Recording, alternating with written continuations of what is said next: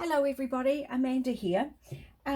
Today I thought that I would do a demonstration of a colour chart, a specific colour chart. This is a colour chart for light and dark values so that you understand how dark does this colour go, how dark does that colour go, but also how light can they be painted and what do they look like in very, very, very light values. So this is a little bit of a fun exercise, but it's also a really useful tool for you to have because, especially as a beginner, because it helps you to start to get a feel for the paint, a feel for the water and the paint, and a feel for the water and the paint and the paper together. It also is a really good tool for you to start to use your brushes and get a feel for how your brushes work as well. So even if you think that you've got brushes that are not very good, I think you should try and use them, because sometimes even the nastiest brush ends up being the best brush. So it's a matter of training the brush, training yourself, understanding the brush and using it more so that you can get to really work with it and get to understand how it likes to work. So the other thing that I would do with these, I don't have any now because I haven't done colour charts for myself for a long time. And then I checked this folder, which is labelled colour charts, and what's in it? Oops. But the other thing that I used to do with my colour charts was once I did my whole palette of colours, as I purchased new colours and added them in, I would do a new colour chart including that and see how they work together. So I would cut this out and then cut the holes and put it in my folder, and then I've always got something to refer to later on. So it's about getting to know your colours. I'm also going to add a link to this video in the description for a PDF template for you to download so you can do the same one. Okay, so we might as well get started. So I'm using Fabriano Artistico 300 gram. This is rough, and I'm using this one because I don't like it, so I'm using it for an exercise. But you know, that's the way we work, isn't it? So and in no particular order. I don't think you need to really paint this in a particular order, but I have got my tubes of paint out here because I may not be able to pull out colour out of my wells that is truly as dark as a particular colour will go. So I thought, well, we'll just wait and see how we go. So I'm going to start with the yellows, because when I looked at this, I've actually got an awful lot of yellows. I've got new Gamboge, yellow ochre, I've got raw sienna, and I've got Indian yellow. And my faves are raw sienna and Indian yellow. Somewhere I've got a quinacridone gold, but not in front of me. For some unknown reason, I've changed my mind about quinacridone gold, and it's interesting that, you know, colours come and go. I guess we're like fashion designers, aren't we? That, you know, this year this colour is in mode and next year it's not. So I'm just going to start off with these colours to start with. I might as well do my yellows first and just see. And I've given my palette a bit of a spritz, adding a little bit more water. So I need to find out how light can I paint. This is new Gamboge. So there's the light of it. You can hardly see it, but I'm wondering if I can dig very much out. It has been in my palette, but this is good quality paint.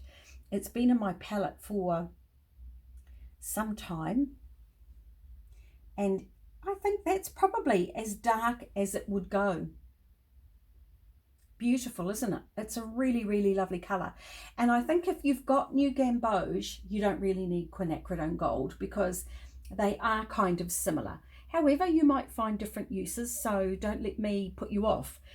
So now I'm going to go yellow ochre. Tiny, tiny, tiny, but that's way too much. You all know I'm not very good with being very light-handed. This is yellow ochre, pretty light.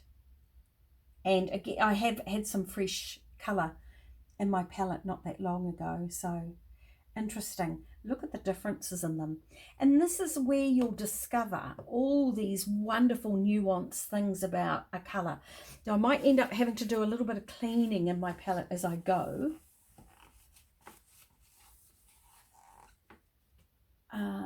Right, raw sienna,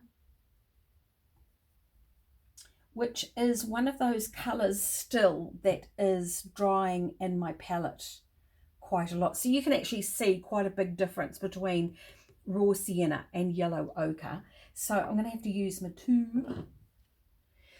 And I really recommend that you use tube paints. So I've just gotten a little bit of a glob out here. I highly recommend that you use tube paints. I really love raw sienna. It's just such a beautiful colour. I'm just digging out more. It's just so beautiful. There's just something about it for me that I just really like.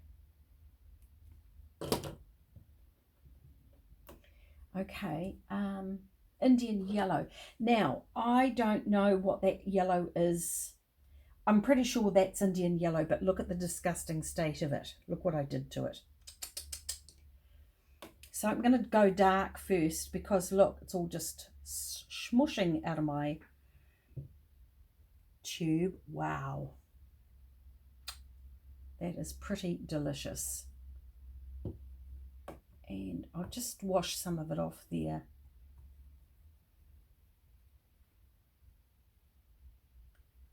That's possibly not as light as it would go. It probably would go even lighter than that. But for today's purpose, I think, you know, just have fun with it more than anything.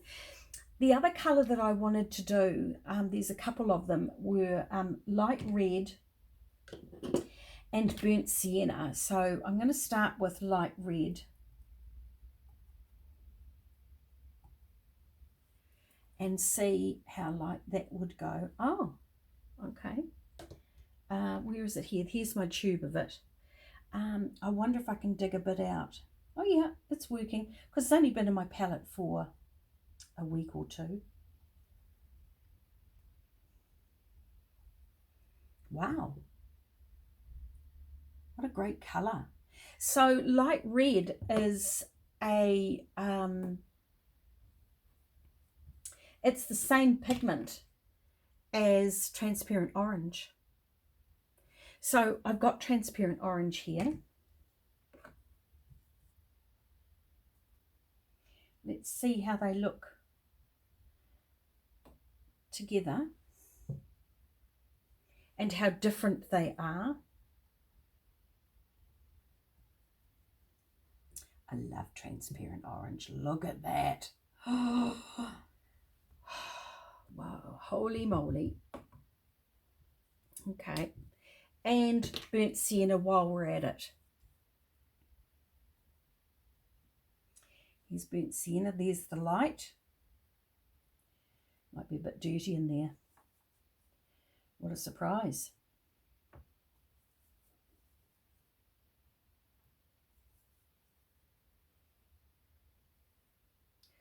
Oh, that's another of my favourite colours. I am going to pick up a little bit straight out of the tube and load my brush. There we go, that'll be better. There we go. Wow, that's an amazing colour, isn't it? Okay, throw that one away. Oh, not throw it away. Okay, so I thought I might as well do these greens. Yeah, I'm not big into my greens, which is really odd because I always end up with green water, but obviously I mix it with yellows and things. So I've got, this is permanent sap green, which I've only just freshly put on my palette I was going to have a play with it, and then I don't think I used it in my painting at all in the end. So this is Permanent Sap Green. See if I can dig some of that out. How dark will it go? It's quite a transparent colour. It's very beautiful. Lovely, warm green. But in my view, see, I've got this very, very old tube of it. In my view, it is a colour that I can mix, and that's why it never ends up on my palette. So, yeah, just one of those funny things. This is, I'm going to have to clean my palette again, give it a spritz.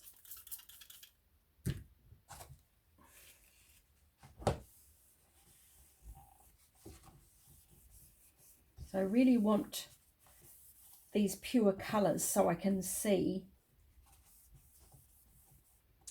what is going on. So what did I have? I was going to do next. This is Winsor Green, also known as Phthalocyanine, depends on which brand you've got. My personal favourite is Winsor and Newton, or Schmincke.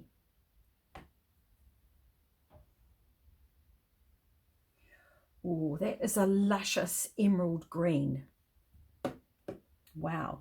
And you can see that sap green is a warm green. It tends towards browny colours. It tends towards the yellows, where Winsor green or Phthalocyanine green, phthalo green, is an emerald green. It tends towards the blue. So this is cool and this is warm.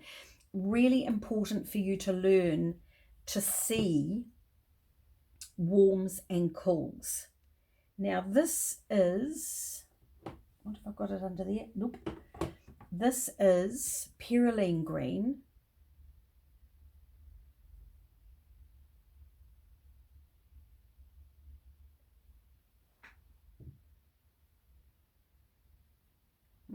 Interesting. I've used this mostly for abstracts, but I think that it could be a really great colour for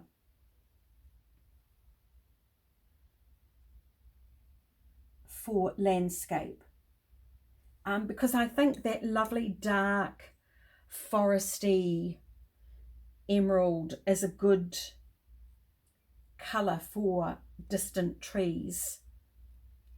Let me just have a look at the back of that. I have got my glasses on, but I still can't read it. Please, Winsor and Newton, please, please, please, please put bigger fonts on your labels, on your tubes. But it's transparent and it is totally beautiful. So for me, and I don't, this is just a personal preference thing, and just because I don't really paint landscapes, but I don't really use it an awful lot. I use it more for abstract painting, just the way that I am at the moment. Tomorrow I'll change, but today this is the way I am. Oh, might as well do some blues. So this is Winsor Blue red shade. They are such stunning colours, and they just stay so beautiful in your palette for such a long time. Look at that. It is just totally beautiful. And this is Phthalo Blue green shade, and I think some colours like this are very important to put together in a colour chart, so you can see this is actually what the difference is. So can you see the difference in the two colours on my palette here? So this is green shade. So one of the really important differences between these two colours is that they are both cool blues, but Winsor Blue green shade is cooler. It's a much cooler green blue, yeah.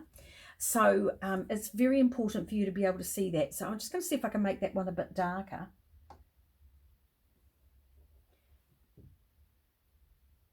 Oh, we get a little bit richer paint out of that cool colour.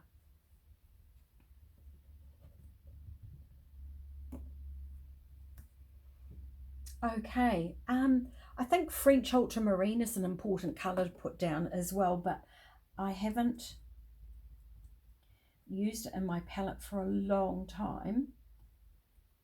Just one of those things again. Here it is here, French ultramarine, but I do need some fresh. I wonder where it is. It'll be amongst all the rubble somewhere. There it is.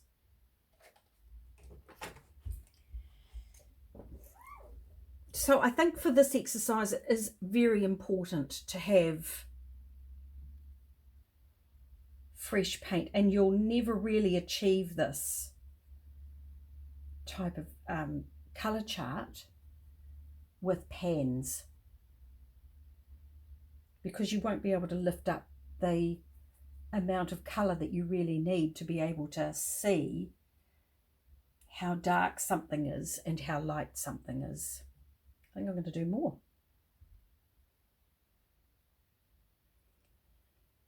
Oh, that is so rich and gorgeous. Look at it.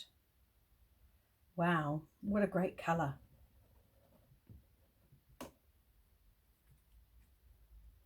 Make sure you put your lids on nice and tight, nice and firm. So that's the start of a light and dark value colour chart, and you could fill up the whole thing. Yeah, I think it's really a good idea to fill up the whole thing. So you can see I've got a lot more colours that I could whack in there, and I think that it is a really good chart to do, because it helps us to understand and how the colours feel and how much paint to use, and how I can just scooch in there and just use that little bit if I want to, or I can add in a little bit from there. I don't have to dig into the whole lot. So it's a really important value colour chart to use, lights and darks. How dark is dark, how light is light. So from there, once that's dry, then I label them, and I'll just write underneath. And as I said to you before, I will load up my template for you so you can rule it out for yourself. And